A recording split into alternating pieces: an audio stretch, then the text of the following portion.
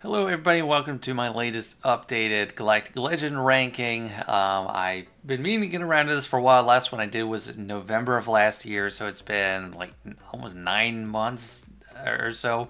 And I figured it was a good time to do another ranking because GL Ahsoka has been announced. We don't have her yet. And the last time I did this ranking, Leia was still pretty inflated from her datacron, so my impression, and I hadn't even seen how she worked like without an amazing datacron, so like my impressions were a little bit inflated. But that's not to say she fell much. I just think this is going to be a more accurate rating of all the Galactic Legends before we have number 9 added. So before we get into it, I just want to go over certain premises for my ranking going in. So premise number 1 is this is not a prescriptive farm order. I wouldn't even recommend farming these in the order I'm showing them because there's a lot of other things to consider when you're determining which Galactic Legend to farm first, second, third, and a lot of it has to do with overlap. But this can factor into that order, just not directly. Premise number 2 is higher is better. This is a 10-point scale, so I'm not ranking like 1 is like your first. It's a total number. The higher the number, the better. Premise number 3, not all categories are equal, and I show the specific weighting behind each value. Some are more important than others. For instance, if I just had Conquest as it's one category and GAC is one category, that doesn't really make too much sense because there's a lot of different GACs. So I will go through that as I work through the list. And premise number 4 is all GLs are presumed to have their best available team for all evaluations, like including their lifters. And a little caveat to this is I am kind of thinking of Darth Bane along with Sith Eternal, but realistically Bane's his own team, so I'm not totally doing it. So that's kind of an exception there, but just wanted to note that.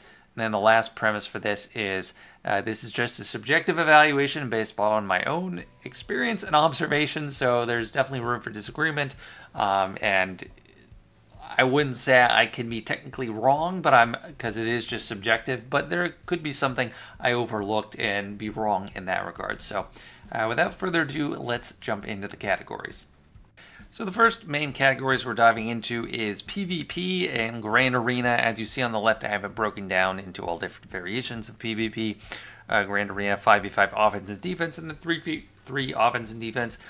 In the past ranking videos when I did this, I would reveal one row at a time and go through it, but for this one, I just wanted to reveal everything all at once so you can start digesting that as I'm going through it, and I'll try to point out notable things while we're going through this.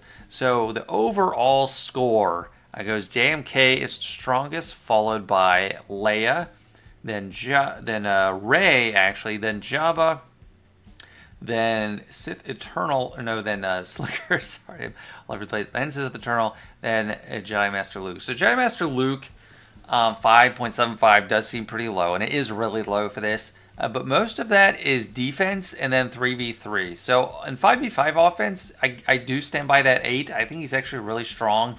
And when there's not like a datacron propping up JMK so much, he's pretty reliable against JMK. So like JMK, Leia is good.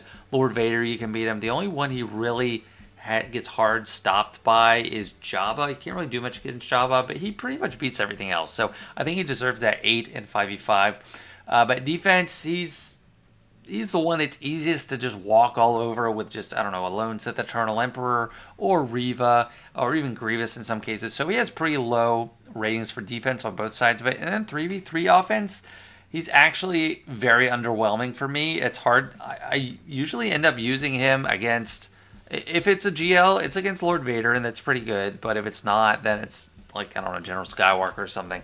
And that's just me. I mean, I could have the wrong impression, but what is he the best for? He has a hard time at 3v3, not gonna have a chance against Rey. JMK, yeah, sometimes he's good against JMK, but not Jabba and Leia in 3v3, not really gonna fly. So you could argue for 6, but I went with 5. JMK, I'll talk about him next because he is the standout, and I think on offense he is just the best Galactic Legend in the game for GAC, because even Java, who's more like the closest thing to a hard counter we have, for JMK, there are ways to beat Java with JMK. And then 3v3, it's even easier. Like, it's just straight up easy to beat everything in 3v3. Leia is an exception as well. He has a hard time against her, but can make it work in some occasions. So it'd be, close to like if I did fractions on 5v5, it'd probably be closer to like an 8.6 or something. And then 3v3, it's closer to like a 9.2 or something like that. Leia, she's just straight across 8s across the board. While last time I did the ranking, I gave her like some 9s and 10s even, I think. Just really strongly overrated. She's still super solid. She's still second on this list. 8 just feels solid for each way. Like, she's strong on defense. You really need something strong to handle her, like a Supreme Lord Kylo Ren. Bane was getting it done for a while, but now it's pretty iffy.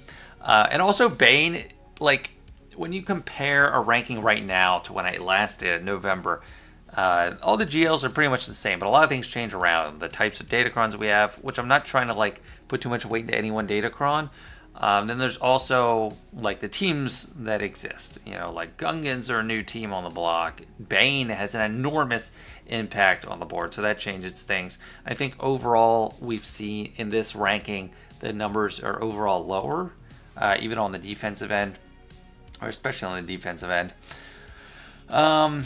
Slicker, he's the one that has the most varied ratings from me. So 5v5 offense, he's an 8. He's very strong. You can handle most things if you get creative. Night Sisters help him do things he couldn't normally, maybe even beat JMK. But I think 3v3 is where he is the strongest, because when there's only 3, like, he can pretty much get anything done.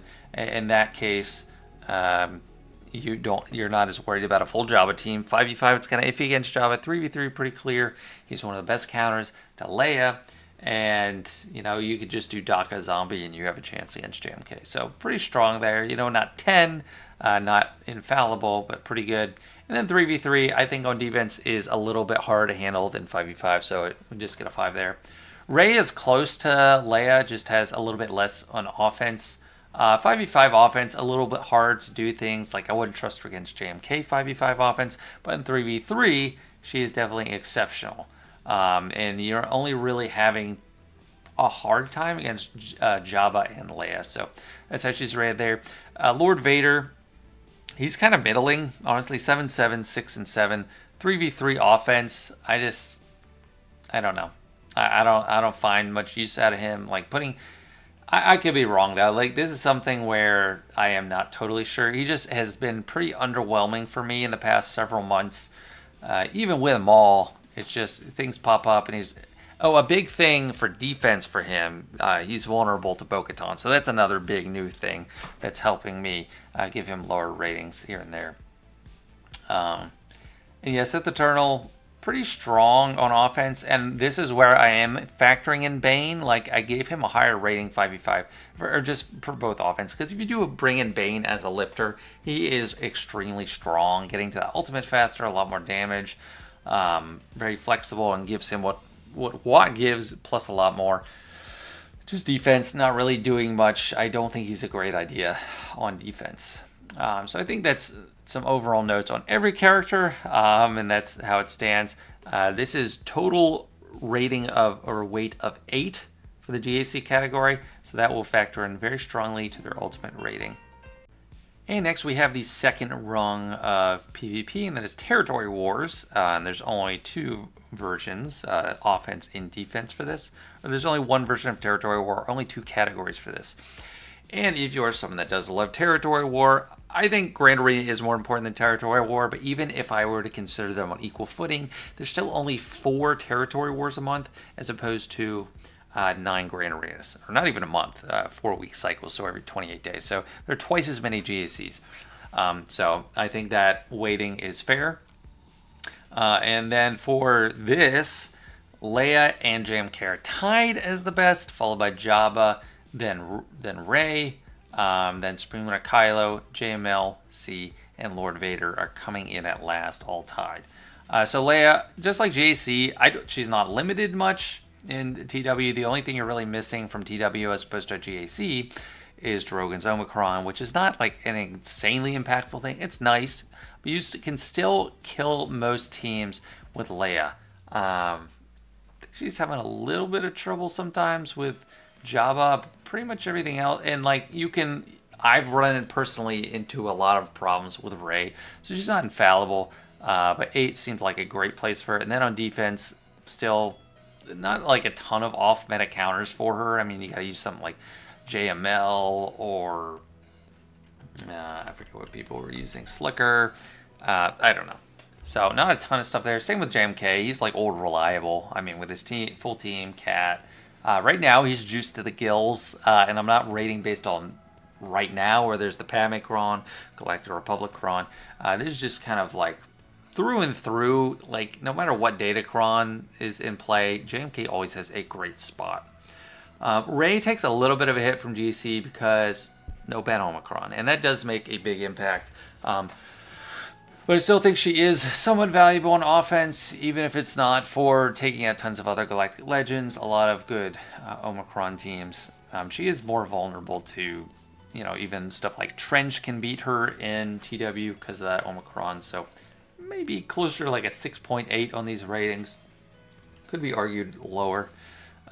Slicker, I think he's good on offense, but he's not like insane, and he is a team that is more likely to lose some members in TW, which is even an even bigger deal in TW because you don't lose banners for having no protection, you lose banners for losing people. That said, the opposite also kind of helps him because in GAC he's not as great all the time because he loses banners and for protection can't really recover a lot of protection, but that doesn't matter in TW, so it goes both ways.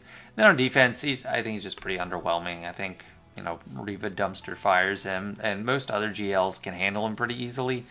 I mean, and all of this is from the standpoint of like the end of the game, right? So like higher TW guilds, like endgame players, lower levels of TW, yes, like anything is going to get hold. Slicker, JML, C. Like if you don't have any tools to deal with it, yes, but that is not the premise. I should add that to my premises for the beginning, honestly. Then JML, same thing as Slicker. He's pretty useful on offense, but a lot of times we just use him on like Keller and Beck, Omicron, Keller and Beck, which is, I mean, still a good value. I mean, Omicron, Keller and Beck is strong, but it's like not another GL. He's not like a go-to for any other GLs. The lowest ratings on offense I ever see, and Lord Vader. C, I guess Bane. I don't know. Like, this is a hard thing about evaluating territory war for me because I only know what we go through. I only know what we are facing, what we are using. It's the more opaque, one of the more opaque things in the game. Like, I'm one of the only people that covers TW, so enlighten me. If I'm missing something, just enlighten me. But with Bane, you don't have the Omicrons for Bane, so there's a little bit less reach there. Lord Vader, I don't know. We don't really seem to get that much use out of Lord Vader on offense. And on defense, he can be beat by both at sign of Django, Omicron, if you do Captain Phasma modded right, which I don't really know how that works, but I've heard that it does work. So a little bit lower there for them. And then Java, I think he's he's stronger on defense. And you got Embo, Omicron there. On offense, still pretty good, but kind of more like JML and Slicker, not like a go-to like Leia or JMK. Leia or JMK seem to be the ones that, can bail you out in most situations, and they're kind of like the top tier to use there. Anyway, let me know what you think. I mean, territory war experts, definitely weigh in down in the comments because, like I said, there's only so much I can actually know about TW. Next up, we got General PVE. Let me move so you can see everybody. But this is something I feel pretty comfortable in evaluating. So let's just go ahead and reveal all the numbers. And right away, you should notice a bunch of goose eggs across raids. But also raids is weighted as 0. So I have always been rating raids, and it used to be super important when they changed how raids worked, and they pick and choose who you can use in a raid. It really threw a wrench in things. It used to be a higher weight, I moved it to lower, and now we're in a space where the current raid, the Battle for Naboo raid, doesn't allow any of these Galactic Legends to play. So it didn't seem fair to give them a rating. I completely took it out of consideration. So in my spreadsheet, just changing the weight to 0 makes it not impact the overall averages at all. So raids are just a wash in this. I mean, you could argue that Leia and Jabba still could get some rating, but I don't know. It's not really fair. Leia would get a higher rating than Jabba in that regard, because I don't know who in their right mind would go do crate, but there's still an argument to do speeder bike if you can't do Naboo raid. So I don't know. If anything, Leia would get a bit of an advantage there. So if you think I should have included raids, just give Leia a bit of a bump at the end in your mind. However, Conquest and Rise of the Empire TB and Assault Battles Plus. Assault Battles Plus means a lot other little extra things like Jabba's Smuggler's Run 2 and Leia's Endor Escalation. So that is encapsulated in this. I gave it a rating of 2. These other have 3. Rise of the Empire, I mean, the impact on rewards isn't going to be a triple impact, but I wanted to give these 2 game modes a very high rating. They're still behind both TW and GAC each, but still very important. So Conquest, we get a lot of 8s. I mean, most Galactic Legends are great in Conquest. Jedi Master Luke is the best, and my thinking behind that is when he's a tank, so you can make him force a taunt on him with Watt or with, you know, voluntary Vanguard. You can force a taunt for anybody. But the big thing about him is any feat that requires you to get kills with a light side character, not just Jedi, a light side character, he can get it done. Like, I just got my Han, get 35 kills with any Han Solo feat done through JML really easy. So he is extremely, extremely helpful for that. Like, and a lot of people, when it says get kills with Phoenix characters, it used to be a bigger deal back when we didn't have Rex, but JML is super valuable for that. Second most valuable is Rey, just because she can keep people alive the most. And again, it's for light side characters, but when you have feats that say, get something done with this character surviving, she's the most likely to be able to help you out with that. So she is a 9, just not quite as impactful as JML. C and Slicker, I'm pretty sour on them in Conquest. I mean, C has some good use as a solo. He is decent as well, but, and this is a controversial thing to think about, but he's really slow. Like, the battles take a long time, and for me, like, a strong quality in Conquest is being able to get through battles fast, because you have to do so many of them, and he's bad at that. Slicker, he's bad at keeping people alive. You need the 3v3-star things a lot of the time, and he is just pretty bad for that. Maybe you could solo stuff, but then also he takes a lot of data discs out of good consideration. Like, for me, Ruthless Swiftness is a staple. Your whole team gets turn meter. But when you have that and you use Supreme Leader Kylo Ren, they just melt. They fall apart. So anything that's giving your team turn meter just really hurts. And it's not just that. There's like Fortified. I'm sure there's other stuff. But that's why I think Supreme Leader Kylo is pretty weak. JMK, Lord Vader, Jabba, and Leia are all just super solid, very safe wins no matter what. Like, I can throw JMK at almost anything and just feel pretty safe to get it done. Lord Vader is really helpful. When you have the Amplify Agony set up, he's just like a 1 turn and they're done. Like, they have like 1 health bar. Really helpful for getting feats where you need kills with somebody. Because you set up a turn meter train, get them really weak. Lord Vader can't gain turn meter. And then you have someone that you need to get kills doing AoE. Like right now is Dark Trooper Moff Gideon. So super valuable. Jabba, you know, he's just super solid. I'm trying to think what to say, but it's a very safe win with him. All the debuffs stack up to make them do a lot of damage with a lot of different data disk setups. He's also a support. He's the only support GL. So when you have Zealous Ambition, he gets 1-hit kills pretty much with his bomb. So just really strong. And then Leia, really strong. Got multiple chances to bring people back. So just really, really valuable. Anyway, enough about Conquest. For Rise of the Empire TB, Jabba is the highest because he has nodes on in every phase. There's going to be something right up the middle. You're required to have Jabba, so probably the most valuable for Rise of the Empire TB. And then Lord Vader, JMK, Leia, and Slicker all get 9s from me just because they're so valuable in so many different areas. Slicker really valuable because he prevents revives, and you can take pretty much any slew of dark side characters, especially ones that do AoEs, and he can make it work in most places. So that's why I give him a 9, because he's carrying teams a lot of the time. JMK is super valuable. One of the teams I trust to not like I always can trust JMK pretty much. Like, it's very rare that I'm even in jeopardy with a JMK team. Lord Vader, there's some forced notes for him. He's great against Nexu, which is difficult. Prevents revives for Dathomir. He's great on Kessel, which is notoriously hard for a lot of teams, preventing debuffs all the time. So he's extremely strong. And then Leia, you don't even, like, for instance, recently I went in with Leia and I had to get my Drogon to platoons, so I didn't even have the full team you want. But you can take so many different rebels and make them just amazing. The damage they stack, you'll get through faster. She's just awesome in TB. Rey is a little bit below that. I mean, you could argue for a 7, but there are some, you know, she's great with Ufus, great at staying alive. Ironically, you use her underling Jedi training Rey as a lead in a lot of cases, and you get the Terminator train going, but you want Rey there for the whirlwinds and the ultimate. So her protective and destructive capabilities are very strong and on display. And there are some zones where she's your only hope, like on Zepho, that Ufu node. It's pretty much the only way through it there. C, definitely the weakest GL in TB, in my opinion. I mean, he prevents revives on his own team, which is negative. He's very slow, and he's not great at, you know, keeping his team alive. Your team is rewarded when someone goes down.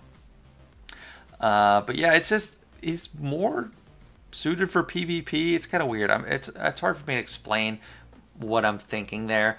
But just in general, in my experience, I have not wanted to use him much in TB, and he's the one I get the least use out of in it. So anyway, that's enough for Aru, Rise of the Empire. Then Assault Battles plus extras. This is a double weight. I don't know if I had one weight of 1 the last time or 2 times before, but I recently increased it. JML and Jabba are the highest. You can use both of them in different assault battles, either Bounty Hunter or Rebel. And also they have their own unique event that gives extra resources. Lord Vader I gave an 8 to, because he's can play in an Empire assault battle or a Sith assault battle, so he's good for 2. And I don't think that can be said of anything else, because there's no Galactic Republic assault battle, there's no Ufu assault battle. But the rest that have at least access to an assault battle, they have a 7. And then Rey doesn't have access to any of those. But in the plus category, I think kind of like Galactic Challenges, so she's not like useless. She is decent for Galactic Challenges when you need to keep someone alive or keep it going a long time, and just being able to clear, she'll be able to do that for you just because she's really strong. So the ratings are across the bottom. The best PVE Galactic Legend is Leia, followed by JML, mostly floated by Conquest. Then we got Lord Vader. Or no, never mind. Jabba is the best. I missed that, so that's a 9. So Jabba's the best, then Leia, then JML, then Lord Vader, then JMK, and then Rey, and then Springler Kylo, and then Z. So that's it for PvE. I've been rambling on a while about this, so time for our last categories. And our last set of categories is related to acquisition, so ease of access and requirement quality. I have always toyed in my mind of removing this because it's not about the character themselves, it's about getting them. So once you have every character, that you could evaluate it from that standpoint. But it is a main thing that people look into when deciding to go for a GL. It's like the value, the overall convenience of unlocking that character. So overall, we have JMK and C are the top here, then Jabba, followed by Leia, JML and Lord Vader are tied, and then Springler, Kylo, and Rey are at the bottom. But that's mainly because of requirement quality is 5 for both of them. They're like single faction GLs. Like you just get the whole Resistance faction or the whole First Order faction, and there you go. Rey has been boosted by, like, you know, Zori makes a lot of those characters good, but I still think compared to everything else, it's pretty low. Same with Springler, Kylo. And I increased their ease of access rating compared to last time because of my perspective I've gained since starting a new account. and just the difficulty of farming a bunch of ships. It's like you have to farm a lot of ships that are single drops as opposed to characters, and you have to unlock a new capital ship and wait a few months to farm it to 5-star. That is the main reason. So I had them at a a better rating, but actually I dropped them down is what it did. So like I dropped it down. I think ease of access, I might have had them at 8 before. They're 7 now because I'm rethinking how difficult it is to get those ships. JML, he's a 6. So, I mean, he requires a lot of stuff. Jedi Knight Luke is a tough unlock, and Jedi Knight Luke in and of himself requires Wampa, Rolo, Hoda. All those are difficult to unlock and fully get to 7 stars. So that's what goes into him. C is a 9 on ease of access just because he requires a ship. I think he just requires TIE Bomber, and that you get with Galactic War currency now. And the relics are the lowest total, and there's not a ton of multi-steps, so he's extremely easy to unlock. So that definitely goes in his favor. And the requirement quality is not bad. I mean, it's got a lot of good stuff in there, like Darth Vader, Sith Marauder, a bunch of different stuff in there. Imperial Troopers, you get the good nuts and bolts of an Imperial Trooper team going there. JMK's got a great variety of units, Watt, but Watt's a little bit harder to get. You have to be doing Geo TB, and that's going to become harder and harder. So he's a 6 on ease of acquisition. Lord Vader's probably the hardest acquisition because he's got the most R8s, a lot of Chirotech. He doesn't have the most Chirotech, but I increased his requirement quality mainly because of the Marauder. So the Marauder is here, and it makes a huge impact on ships, and that's that Bad Batch there. It's already a great team, but having that amazing ship boosted them up even more. And I think Negotiator goes into the strength of JMK as well. So a lot of different things. Jabba, great requirement quality. You got, Han Solo. Fennec Shand is kind of a solo artist. Earlier on, all of his good characters for his team, so he's ready to go right out the gate. And you can't exactly say that for Rey. You can kind of say that for Kylo. But then Leia, her requirement quality, there is a lot of trash, but they have she has really strong newer characters. Captain Rex, Drogon goes with her really well. Scout Trooper's really strong. Even Nice is like okay. C-3PO is another highlight for Jabba, but it is, it's kind of a waste to have a high relic C-3PO. But anyway, there's just some general thoughts. I'm not going to go into like every requirement for each character, for each Galactic Legend, but this is the overall rating, and that leads us to the final tally. So here we go, the final verdict, and on this section I'm going to be sticking with the incremental reveal, starting with our worst Galactic Legend. Worst. All Galactic Legends are good. That should be another premise I add, but they're all good. The Sith Eternal is the bottom, 6.58 overall score, and that doesn't mean too much till you see the others. Next up, we got JML, 6.83.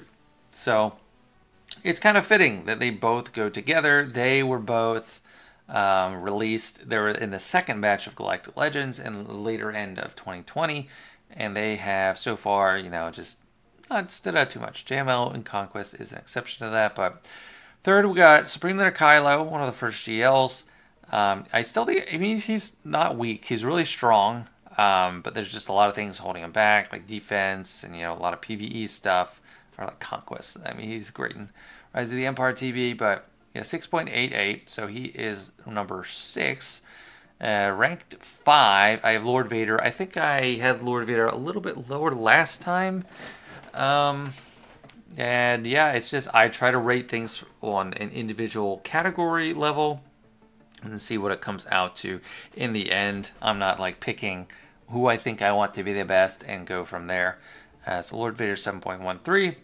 Rey is number 4, 7.29. Just a little bit above Lord Vader, but the spreads are not that big. Supreme Leader Kylo barely over JML. JML has a decent lead on Sith Eternal, kind of similar to Lord Vader over Supreme Leader Kylo, but the lead from Rey to Lord Vader is a little bit smaller. And then our top 3, I think this is a pretty easy call to have these top three. But we got Jabba at number 8. Super solid, super valuable, and we will have 3 characters at 8 or above this time. I don't think I had that last time. I'm not entirely sure. But super solid. 8 is just fantastic. It's amazing because I'm pretty stingy with like giving 10s or 9s or anything. And then who's number 1? Well, I can't really answer that because we have 2 exact matches. JMK and Leia are both tied at 8.04. So that is, that's something. And I do think that makes sense. It's hard for me to say one way or another one of them is better. They're both extremely strong all across the game, and can make a lot of stuff work. JMK is a little bit more dependent on Cat to make him amazing, but from the premises I have, where I'm assuming everyone has lifters, I might not seem like it because I still had C very low.